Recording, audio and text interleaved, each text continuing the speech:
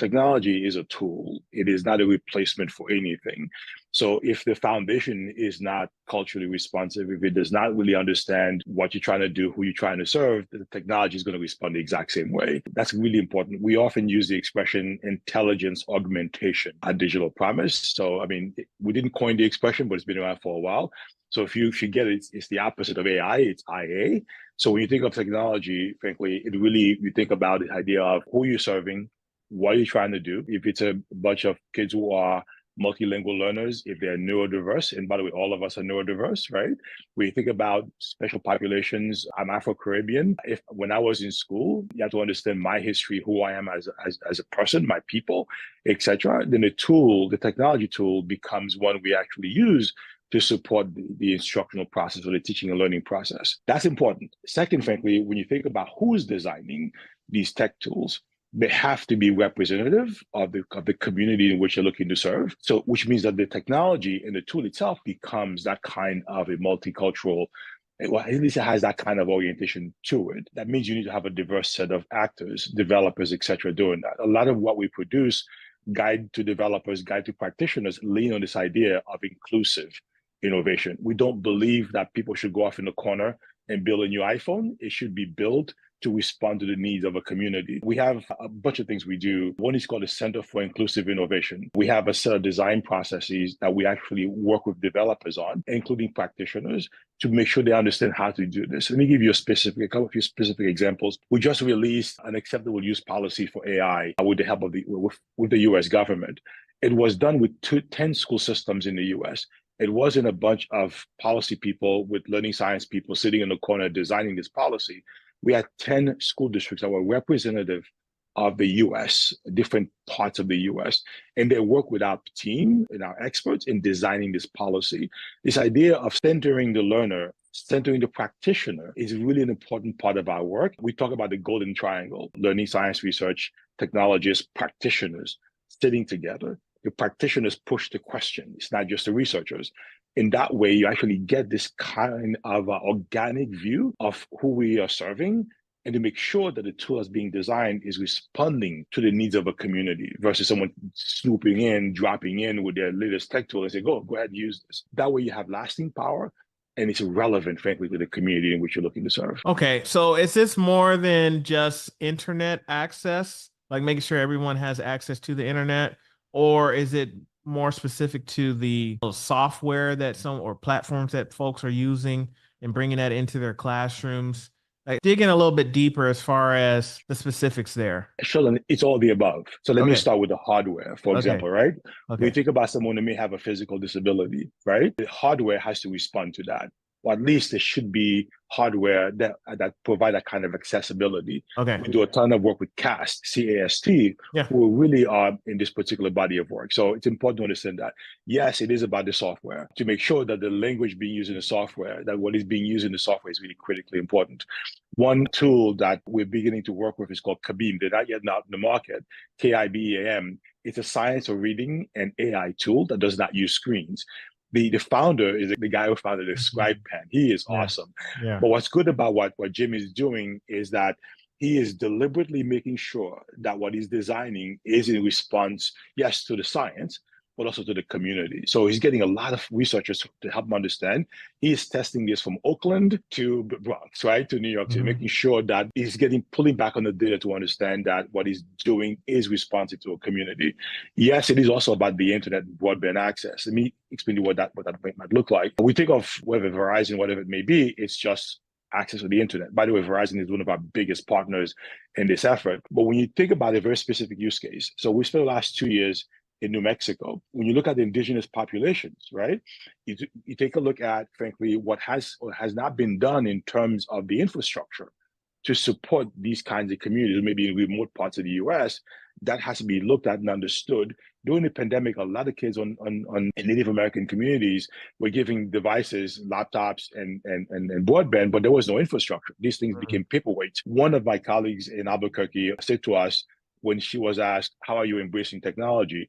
And the question she pushed back was, how is technology embracing us? So that kind of like repositioning of a question helps you understand it's not just about Albuquerque, it's about rural parts of New Mexico as well, and the ways in which you actually respond to a community. So when you look at our digital equity framework, it talks to a lot of this kind of work. So it is all of the above, frankly. So what do we do about the infrastructure? Because you're saying that they gave them the devices, they had internet, but it was used initially as a paperweight. So what changed, or what was done in order to make this, have the students be, I guess, more encouraged to utilize the devices? What changed in that process? Well, the problem is not over. It is still a work in progress. But I can tell you what this administration, the Biden administration, has done. The Biden-Harris administration is, if you look at the infrastructure bill that was passed a couple of years ago, the purpose of which was to make sure we begin to help governors and state chiefs of education understand what to do in terms of building that. NPR had a series a couple of weeks ago that looked at how they were putting broadband access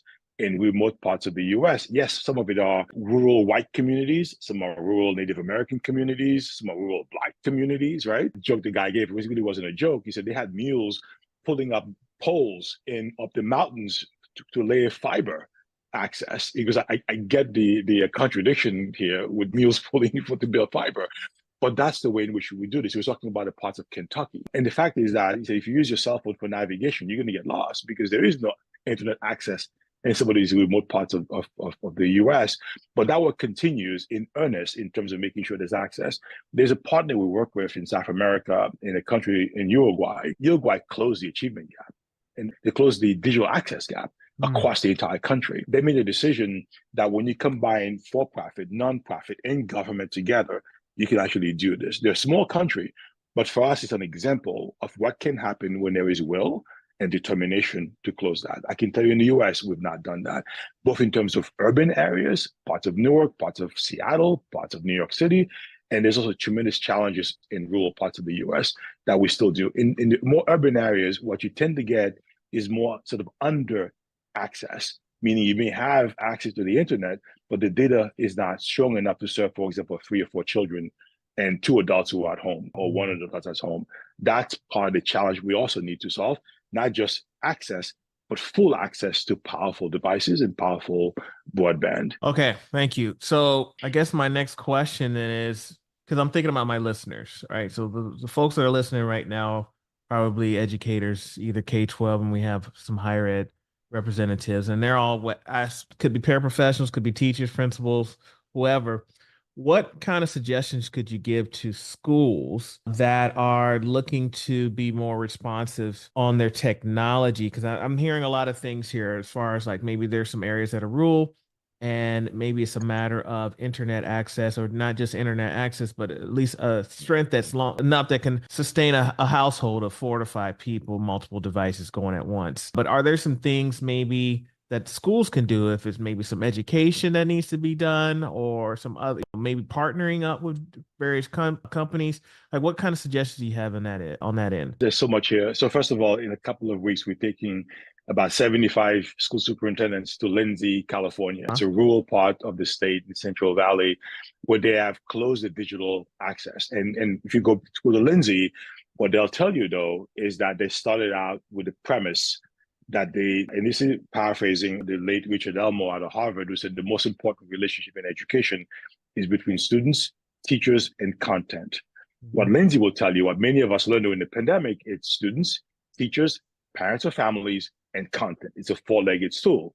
And what they're doing in Lindsay is making sure that the technology provides continuous access to pedagogy, to continuous access to curricula. So it's a 4-legged stool. The parent is a big part of this. So when you think about what to do, first of all, think about the idea of, again, teaching and learning, 24/7 access to technology and to the content, which requires a set of actions. One, to make sure that the one-to-one technology is critical, which means, and this is what Watson Russell, the FCC chairwoman, talks about, the idea of the homework gap, she calls it, which is that you can have technology in school, but the kids have to access technology at home, which is where one-to-one becomes critically important. The kids who are growing up middle, upper income communities have access 24/7 to tech.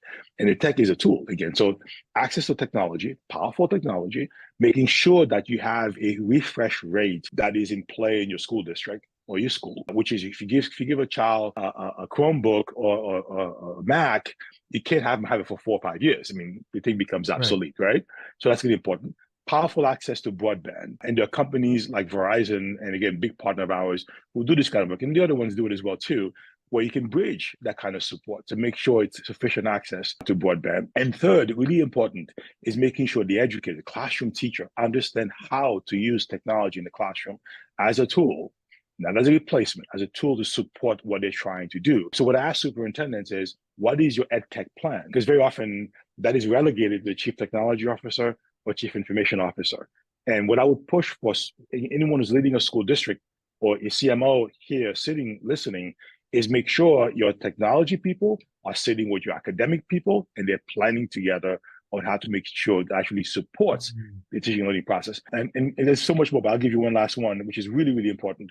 So many of us buy technology through the social network.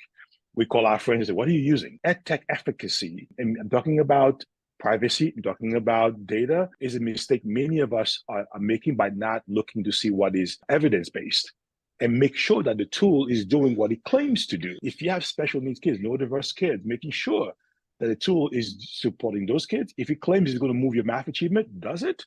So Digital Promise, ISTE, Coast, and a bunch of us just published on the web a need for us to collaborate to provide a kind of certification process for both developers and for practitioners. But the way to control the market is for procurement, for the practitioner to demand certain things. I tell soups, if you don't ask for it, you're not going to get it. It's a supply and demand challenge, but there are mechanisms. The EdSearch Product Index is a great place to start. We try to get funding to actually make it better. It's a place to go. Filter. So I'll give you one last example, Sheldon. There are two major language apps in the market right now that claim to teach you how to speak a different language. One is evidence-based, one is not. The one with the greater market share has no evidence behind it. Yet do they have more are they spending more money on marketing then? They're a machine in marketing, but it doesn't really work. There's no evidence behind it. So my push and my bag, because we've done the landscaping analysis, most school districts are not even asking for certification, or they lean on data privacy and maybe interoperability, but not the other stuff that really matter teaching and learning. Again, EdSearch Product Index, it's not perfect yet. We're going to make it better. Is a good place to actually start. Okay, so speaking of starting place, what I'm hearing is if we're not doing this already, we need to be doing some sort of digital access survey, something like that for our parents, incoming families, things like that. Is that what I'm hearing? Without question, making sure your community, what your community needs. By the way, again, we have the digital equity framework on our website. It's a good tool to use. We actually designed a tool for elected officials, for state superintendents, for superintendents. They can set the conditions. And we're also seeing, by the way, because of the ESSA funding that's winding down or wound down, people are cutting programs and tools that are in heavy use by teachers and students, but don't have the engagement data in their district. I'll give you one small example. BrainPop is an example where I've seen some districts cutting BrainPop. It's cheap, it's good, but they don't understand the engagement. Yet it's being used by a lot of teachers and families. So we beg people, please look at your engagement data before you go to the low-hanging fruit, because we're not assessing what is being done. So for example, BrainPop is now trying to educate districts.